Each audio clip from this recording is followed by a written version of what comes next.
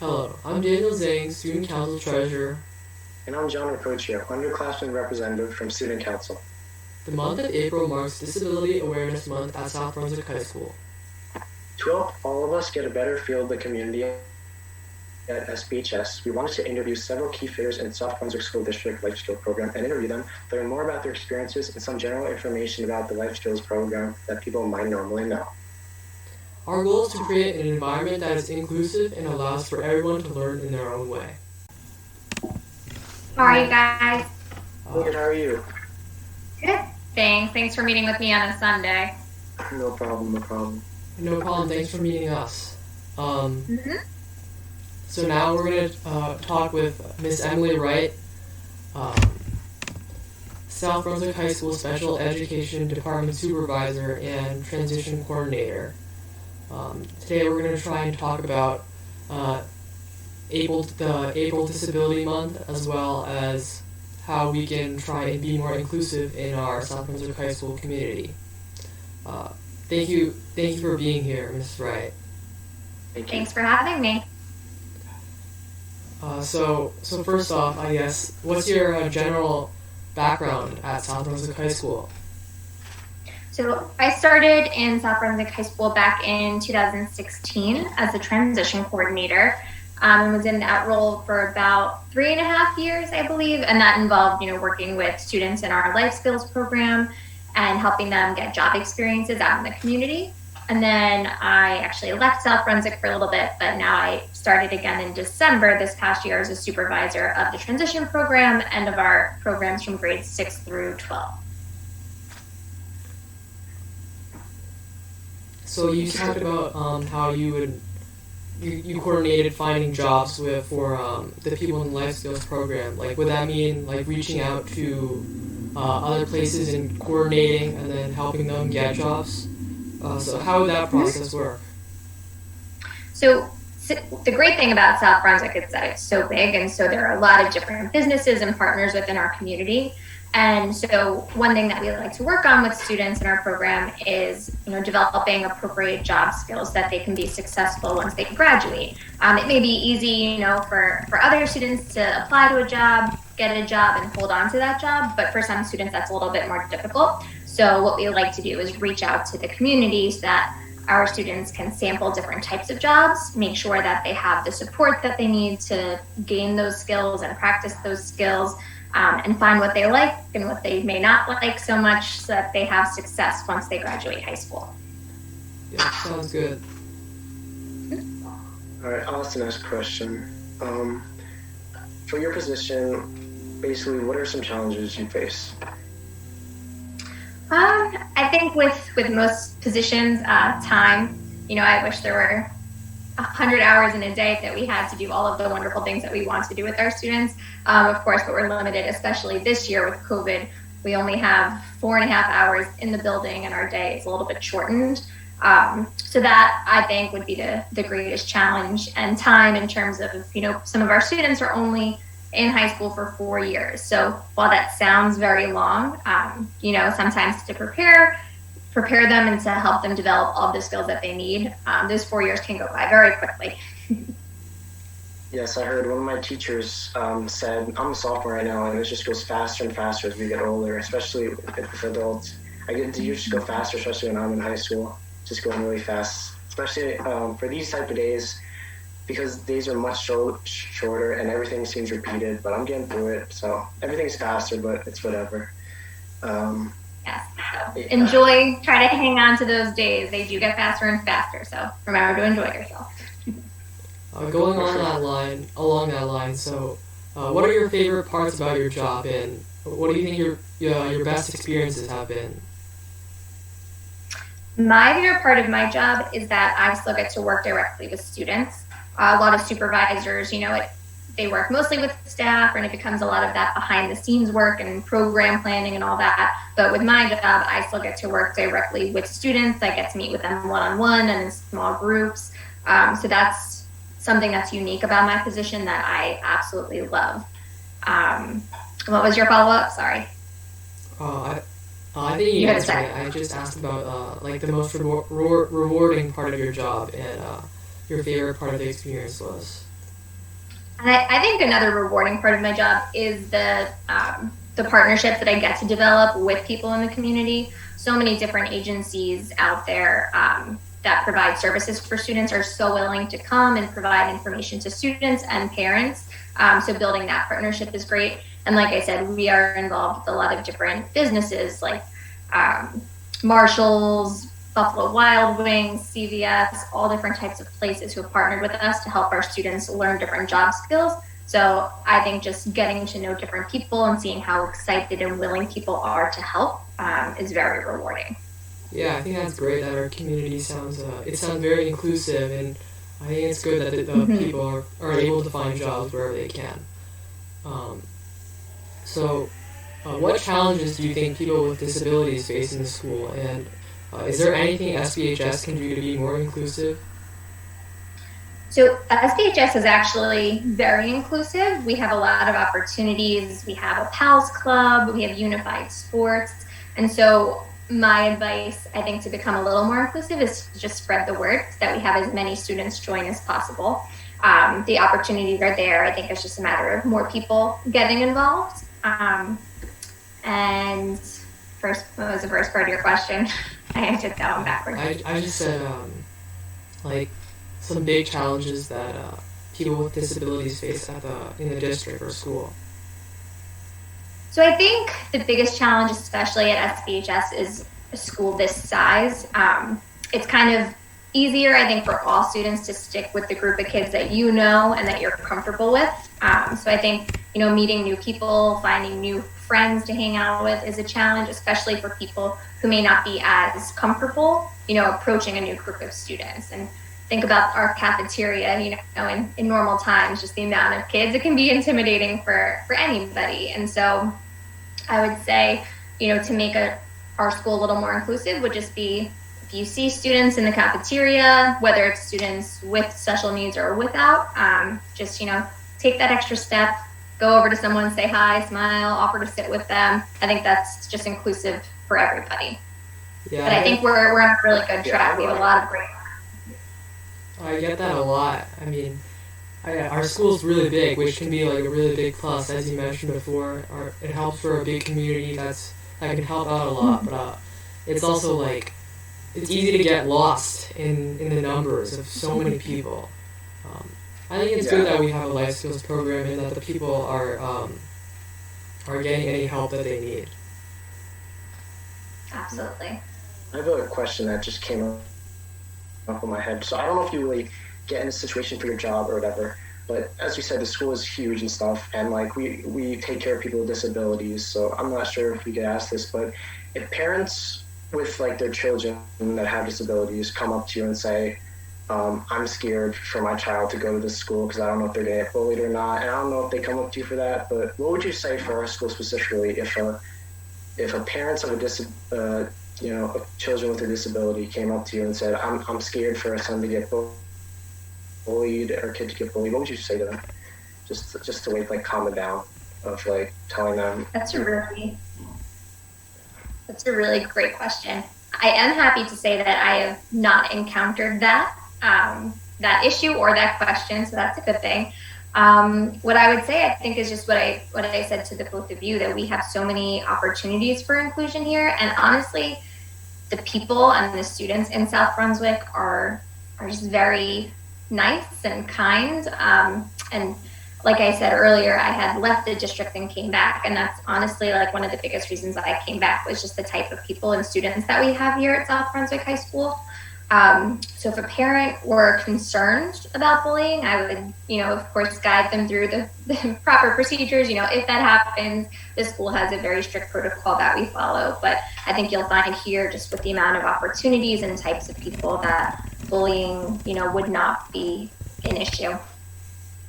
Yeah, I totally agree. I see that around the school, actually.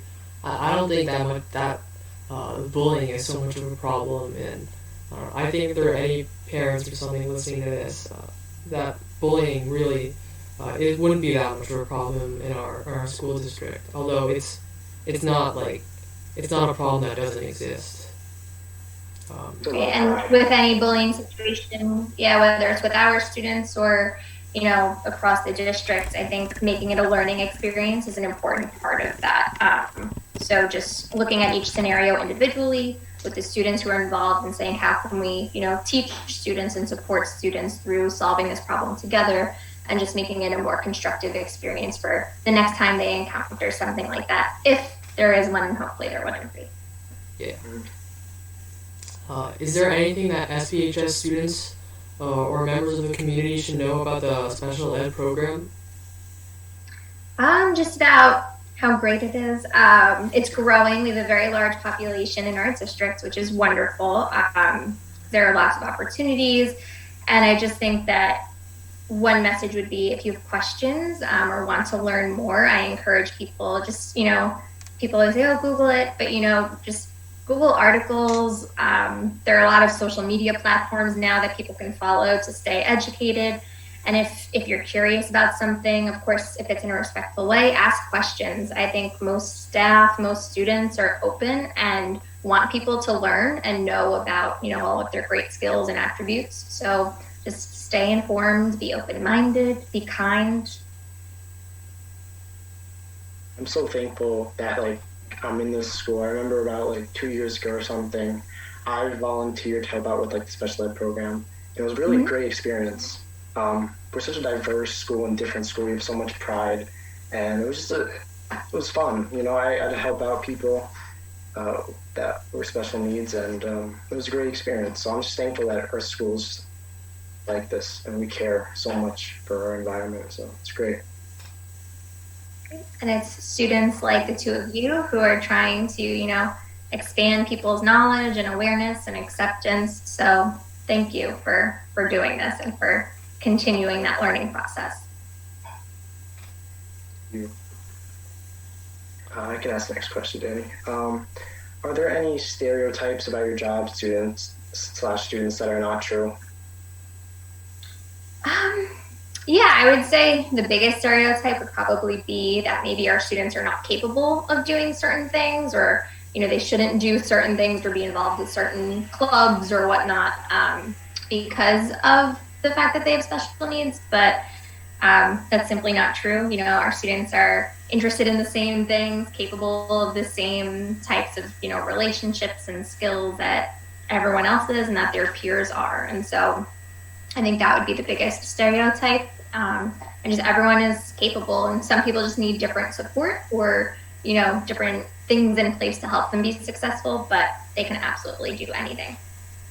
Yeah, I remember in middle school when I was on the cross country team, I think there was someone there who, I think I don't remember what his name was, but I think he was definitely a key part of the team, and he was I think he was a member of the special ed program, but I definitely think he still contributed to the team in the way that anybody else would. Yeah, we have students who are on sports teams, or maybe, it's a kid who loves football but can't play too well, and they could be the manager of the football team or help out with uniforms or water or anything like that. So any opportunity that our students have to be involved with something that they're passionate about, we just look for ways to make that happen. So you mentioned earlier that you have an advantage of your job because you still get to communicate with students and stuff. So I was wondering, does it ever depress you or anything? When you're teaching Zoom classes and you don't really get to know the kids that well. You really don't get to see their personalities, and some kids turn off their cameras and stuff. You don't really get to see them. You don't know how tall they are or whatever. So I'm just asking, does it ever just sadden you that you'll never really know what their personality's like and how smart they are? So I was just curious. That is a tricky part of it, and I think that's tricky for everyone and every teacher right now. The cool part is, I see kids online and then they come in person, and then I realize that they're a foot taller than I thought, or they've grown so much since the last time I saw them a few years ago. So that's actually an exciting part. But I'm honestly just happy, camera off or camera on. Other teachers may get upset for me saying this, but even if the camera's off and I know the kid or the student, young adult is there and participating and, actively engaging in class, that makes me happy. So, I mean, yes, this is a depressing time and just a weird, like, I'd rather be with the two of you in person right now, of course, but we're just making it work.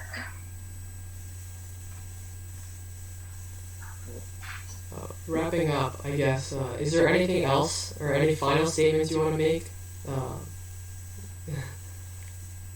I think you guys covered a lot of really great things with your questions.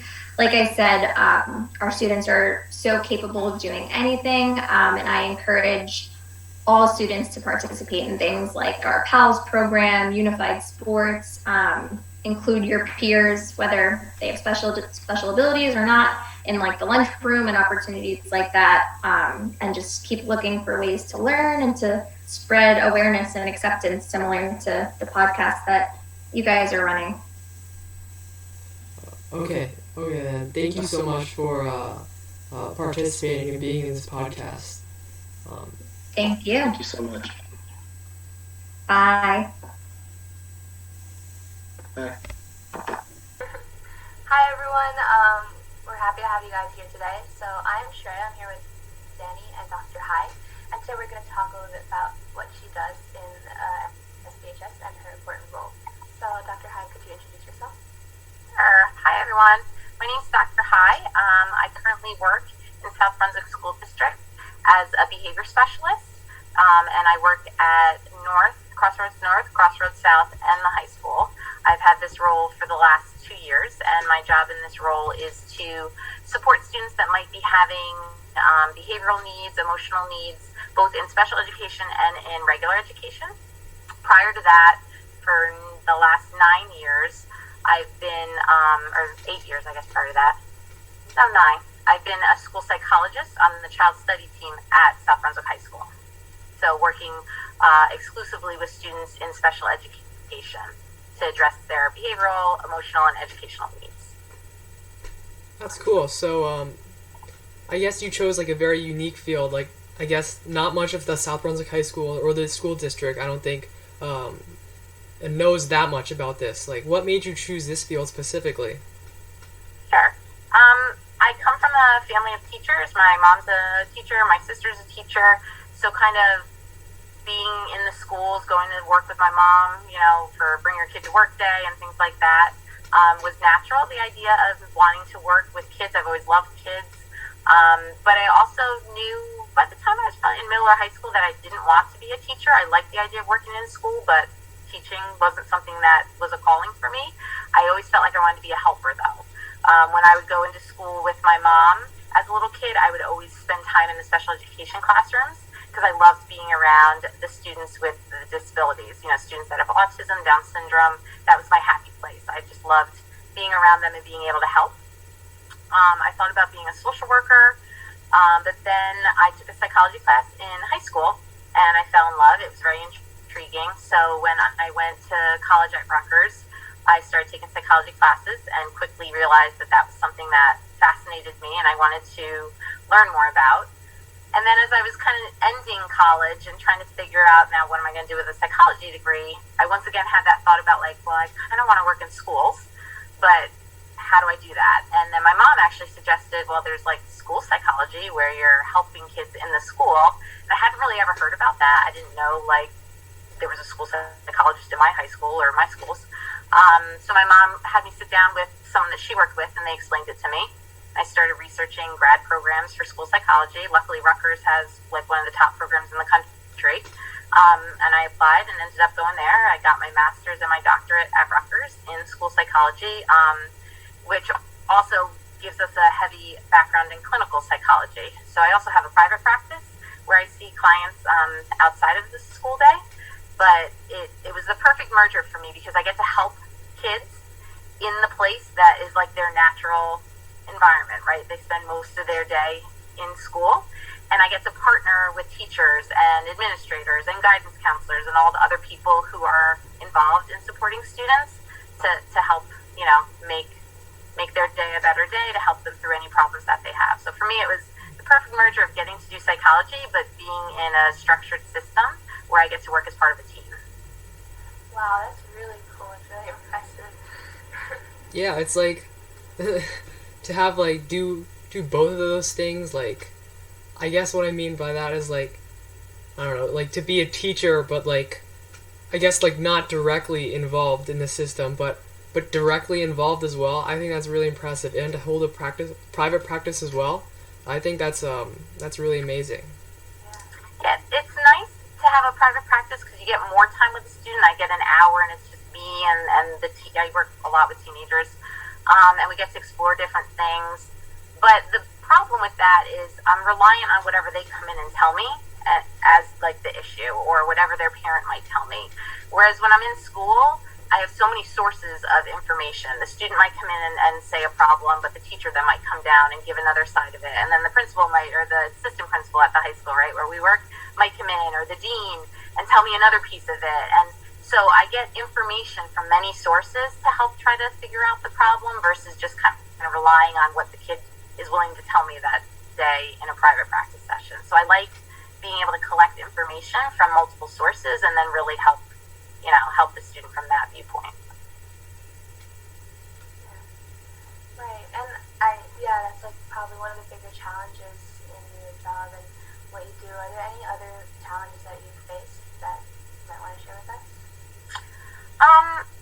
I think some of the challenges is, in my current role, is I'm between 3 schools, so that's a challenge.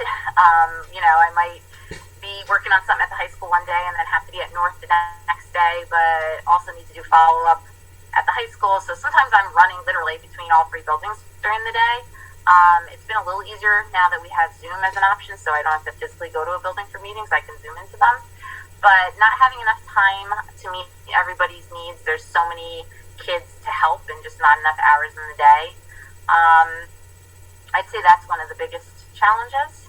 It's this year, the big challenge has been not having kids in school. I think it's a lot easier to work with a student in person in my office, getting to know kids for the first time over Zoom. Not everybody has their camera on. Not everybody's willing to talk as easily. I think kids end up feeling more comfortable when they're in the room with an adult and they get to kind of see body language and facial expressions. Obviously, if we were together, the masks would be a little bit of an issue. But I have found that once school opened back up and certain kids came back in, it got a little easier to help them. Yeah, I completely agree. Like, it's just like so different when you're like during the pandemic and when we're on Zoom. Like, I feel like I really missed an opportunity because I feel like there are some teachers that I really wish I got to know, but I feel like it's almost a missed opportunity, and I miss seeing my friends very often in school because even though it's like the opportunity is open, they still don't go. So I mean, along a similar line, how has the pandemic affected your job? We've definitely had to adapt in how we're reaching kids. Like I said, we have to be creative. I've kind of worked with families to even just get a kid to come in for one day to try things out, and I'll support them throughout the day and see, because I think there's a lot of fears. I think the longer that kids are out of the school building, the scarier it can be to get into the school building.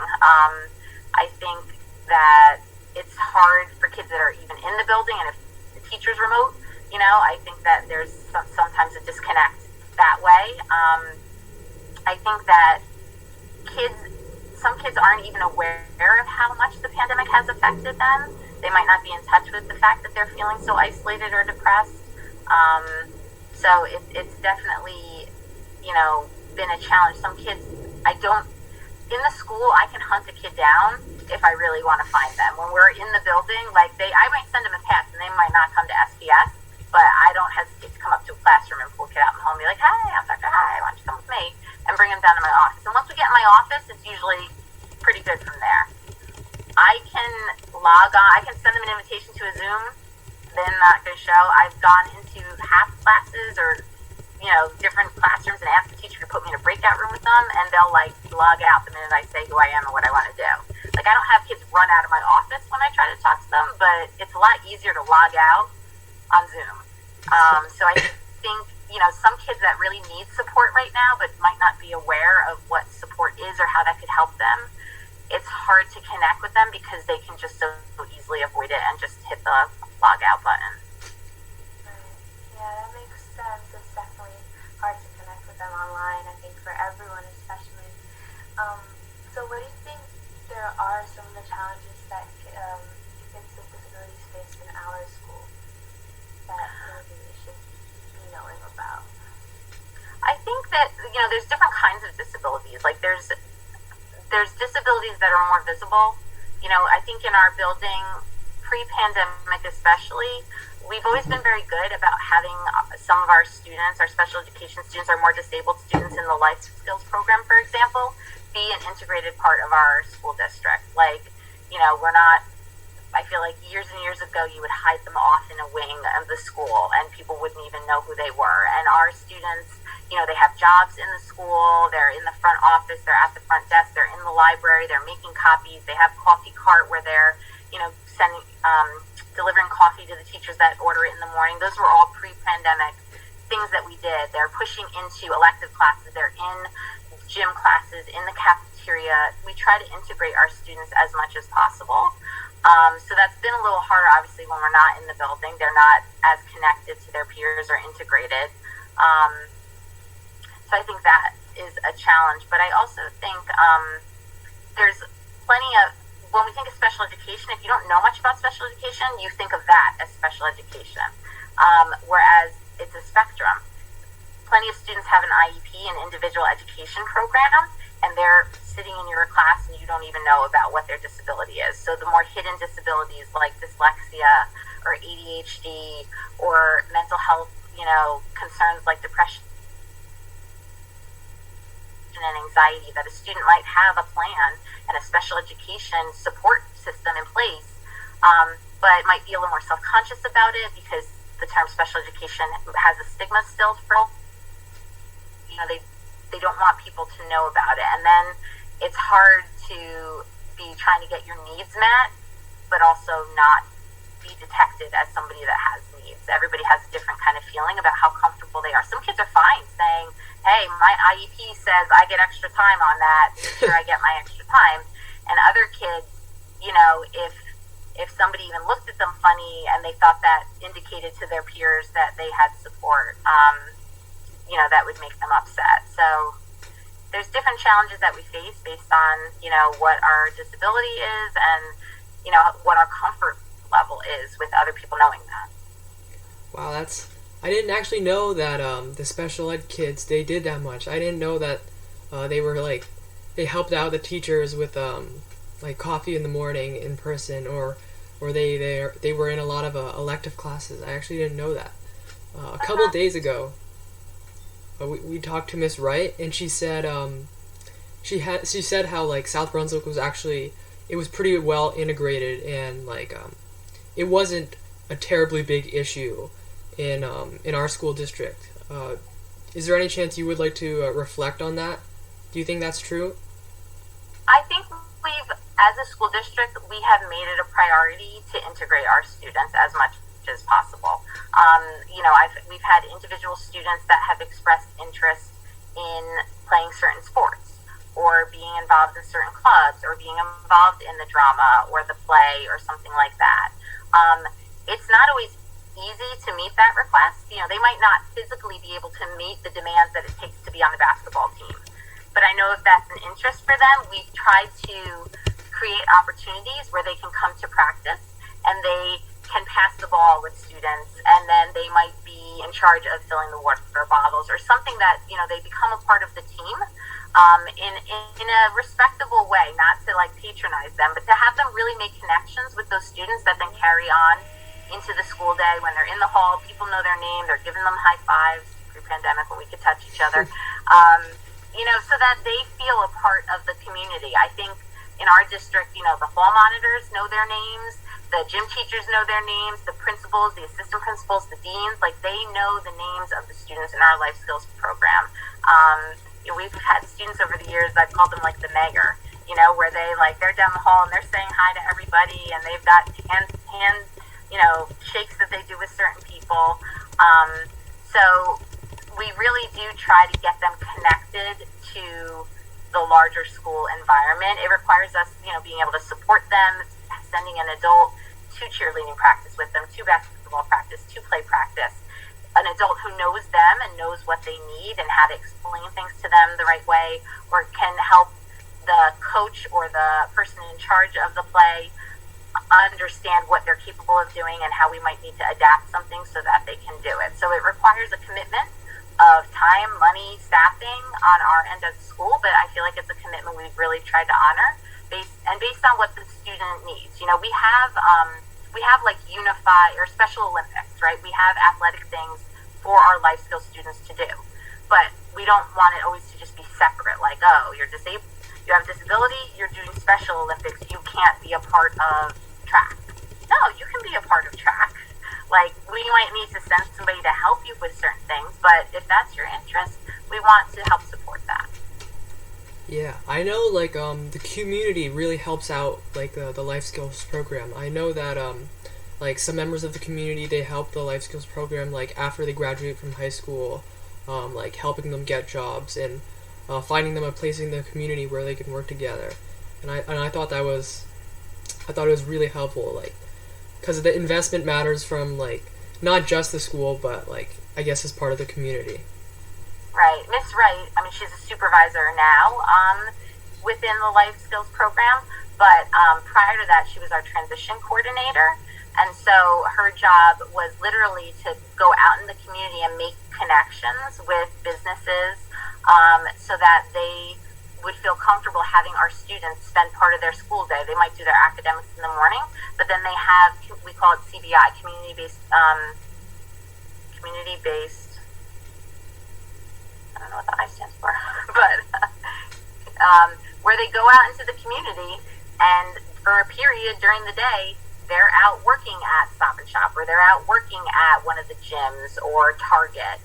So the community in South Brunswick has been great about creating opportunities for our students to learn real job skills on site with the job coach. We have a job coach. That there's somebody in our school that's their title, is job coach, and they work with our life skills students we teach them certain skills in the building, but then we need to transfer that when you're working on a job. And so she will provide support and then feed back that support as the students become more comfortable and familiar, whereas they might ask her the question first, but then after a while they can directly ask the manager the question. So it's great. We have many opportunities for our students that not every school has for their students. Yeah, and I definitely, as a student, I'm senior now, so I've been here for 4 years, and I didn't even know any of this really existed. So I think it's something that I should know, and I think in general, SBHS students and staff should know. So, are there any things that you feel in general SBHS students, staff, teachers should know about the special ed program? I think just the idea that these students, for so many of them, they just want to be a part of the school. That they, for some reasons, their learning needs are exceptional, and so we have to teach them in a certain manner, in a smaller environment, using certain techniques. But when we're not teaching them certain skills, they want to be out, interacting with their, non-disabled peers and just feeling like part of the school community. And so I think that anything as general students in school people can do to make them feel welcome, to say hi to them. A lot of them are friendly. I will say hi even if they don't know you, right? And so to stop and say, hey, what's your name? And like getting to know them on a personal level. I know for me personally, and this kind of speaks to what I was saying before about why I got into the field, I could be having a super stressful day, be in a bad place, be overwhelmed or upset about a phone call I had or a bad meeting with a kid or, whatever. I will sometimes take a break and go down and spend time in the life skills rooms because those students bring me joy. They are just, the minute I walk in, they make a joke about my name or, give me a high five. And they are some of the happiest students I've ever worked with. And I think people are missing out by not having interactions with them. And so if you see them in the hall being being friendly and saying, like, hey, what's your name? Or getting involved in, like, PALS. I don't know what it looks like now with the pandemic, but the PALS, it's Peers Assisting Life Skills. It's one of the clubs that we have at school. And it's, they have monthly events that they coordinate where non-disabled peers, coordinate activities and spend time going bowling or doing something at school with some of the students in the life skills program. And those are such powerful experiences for the kids. And then can transfer, those kids, and then that transfers to when you're in the hall and then they're there with their friends and so they learn your name, and that's how they get connected. Wow, I feel like, I don't know, I guess I've never seen like this side. I never really thought about it, and I didn't know there were like so many programs in the high school to help the people in the program out. So I guess to wrap it up, a final question: is there anything else that you want the world to know, whether it be about yourself or the life skills program? Good question. Yeah. It's okay if there's not that much. I think we covered a lot of ground in this time. Yeah, I guess just like I said, that I think South Brunswick is such a big school, right? We've got like 3,000 kids. We've got 2 buildings. It's so easy to kind of get wrapped up in our own path of, our own electives or our college bound, what is going to look good on our transcript and things like that, that sometimes we're so busy with that we neglect to kind of stop and really take note of some of the other things that are happening in the building that might be outside of our little world, whether it's our sports world or our academic world or whatever. So just, trying to be aware and to know that, the differences. I think in our school in particular, we are so diverse. We're so diverse, racially, religiously, economically, and I think when it comes to the disabilities, we're very diverse too, in the sense that we've got learners of all different levels in our schools together. A lot of other districts will send students out because they haven't developed programs to meet their needs in districts, so they'll go to a special school for kids that have autism.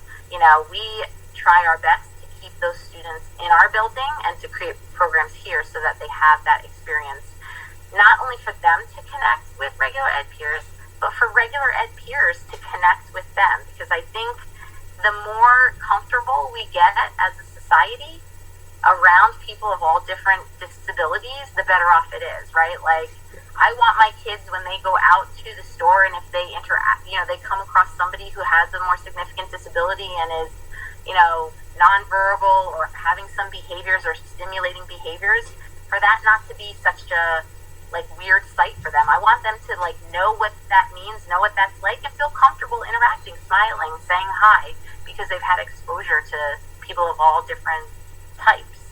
And I think that South Brunswick has that experience, and I just hope that students can look for it. Right. Yeah, I think that stigma for some reason is there when it really doesn't need to be. And you're right. I think as SBHS students, sometimes I know myself, I get wrapped up, especially with college being such a big thing. So I agree. Maybe being a little bit more aware of the people around us and trying to make more positive connections with the community. Really, yeah, and if people, see this and weren't aware of all the opportunities, to go on some of the websites and look at some of the clubs and some of the volunteer opportunities to work with students in the program, because I promise you it will be rewarding. Like I said, there's some of the happiest, friendliest, most lovely kids I've ever worked with. Yeah, maybe we could even found the link for this, maybe link the SBHS House thing, so you guys can check it out if you are interested. Excellent. Yeah, it sounds awesome the way that they're working with the community. Great. All right. Thank you so much for helping us and contributing to this podcast. I think it's my pleasure. Yeah, I think it's a desire for everyone to be able to have the ability to contribute to society in a meaningful way. That's an important thing to know about. So, absolutely. Thank you so much. Thank you. All right. Okay then. Did you finish recording? Yeah. I finished. Thanks, guys. Thank you so much. I hope we weren't taking up too much time. No, that's fine. I was happy to kind of be able to help out. It's a great program we have in the schools. So. For the Disability Awareness Month of April, we hosted Dr. Hye and Mrs. Wright and had a discussion about the South Brunswick community by and large and the life skills program in the district. Doing so, we hope to shine a light on our school's special education programs and things we could do as a community to be more inclusive. In recording this podcast, we learned a lot and we hope that you did as well. I'm Daniel. And I'm Shreya, and thank you for tuning into this episode of STUCO Small Talk. Tune in next month for the next episode.